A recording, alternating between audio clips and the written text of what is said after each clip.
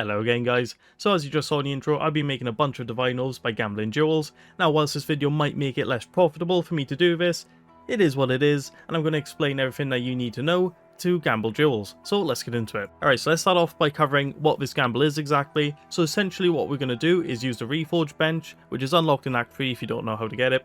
Anyway, we're going to use this to reforge 3 jewels into 1. Now these jewels have to be the same type and the same rarity. So here I have 3 sapphires and they're all rare rarity. Now they can't be corrupted because we can't use corrupted items on the reforge bench. But essentially what we're going to do is take 3 really badly rolled sapphires, reforge, and we'll get one that's rare and unidentified. And now all we have to do is identify the jewel. If it's good, obviously we'll sell it, and if it's bad, we'll just reuse it in the reforge bench. So how do you know if your jewel is any good? Essentially what you're going to look out for is 3 to 4 modifiers that work really well together. In this case I have a good emerald here that has increased lightning damage, increased damage of hits against rare and unique enemies, increased attack speed of crossbows, and increased crossbow reload speed. Obviously the 2 crossbow mods work well together. We have the increased damage of hits against rare and unique enemies, which is again good for all crossbow builds. And finally we have increased lightning damage, which does make this jewel a bit more niche since not everyone is playing a lightning crossbow build.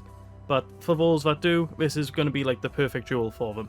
So it should be worth a few divines. And since we're on the topic of modifiers, I wanted to mention that item level actually doesn't matter on jewels, since all jewel modifiers can be rolled at item level 1. Okay, so now that's out of the way, how exactly do we go about buying these jewels in the first place? Well, there's 2 methods I like to use. The first is to create a party to advertise, and people will join the party as you map, and you can buy them easily that way. The second is to message someone through the trade website, and then ask them if they have any more jewels for sale. You'll be surprised how many times I've done this and had like 40-50 jewels sold to me, all for one exalted from the same seller. Also make sure you're checking all of the jewels they're selling you, because sometimes they'll actually sell you some really good jewels, and not really realise it, or they don't know the price of it.